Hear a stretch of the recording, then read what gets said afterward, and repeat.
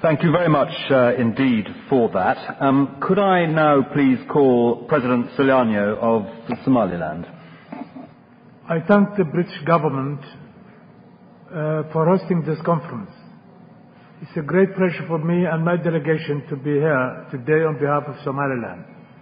It's the first participation of Somaliland in a conference on Somalia.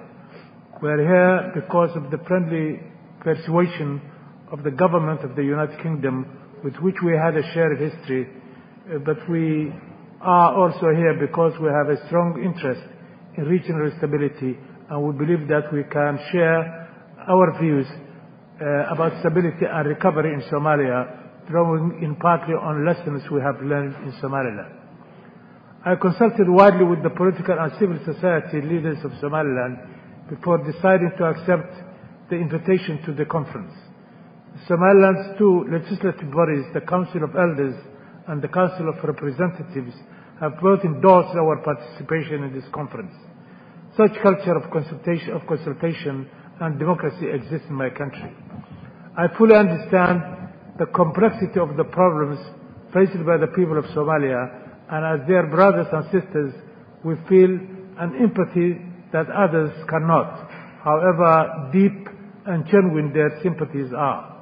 In addition to the bonds between our people and geographic proximity, Somalia and Somaliland share a destiny for 3 decades as a unitary state.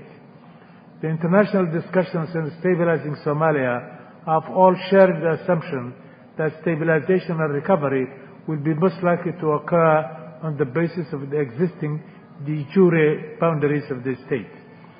Seeking solutions which focus on these boundaries risks the very stability that we desire. We must take into account the realities on the ground. Somali politics are decentralized, and Somalis themselves must own the solution.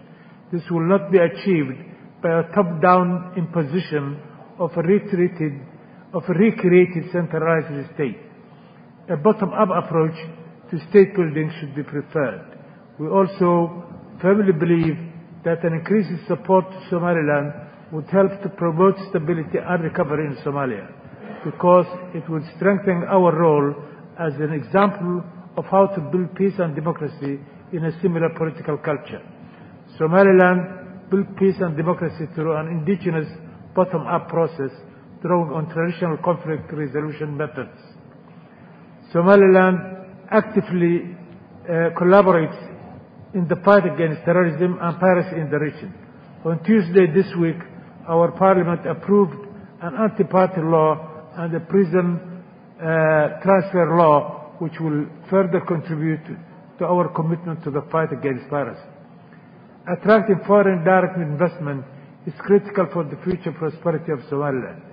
That's why we have launched yesterday the Somaliland Development Corporation here in London to facilitate international investment in Somaliland. An institution of this type could help Somalia too.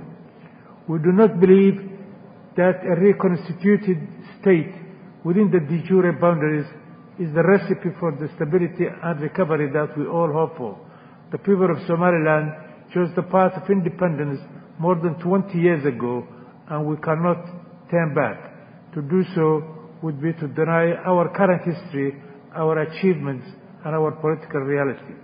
As a democratically elected government, we must respect our people's wishes. There must be an international discussion about the future of Somaliland, launching a process leading to the recognition of our state. This cannot be delayed indefinitely. Given their efforts, sacrifices, and achievements, our people deserve nothing less. We are convinced that an internationally recognized Somaliland will be an even better place to contribute to a stable and peaceful Somalia. Thank you.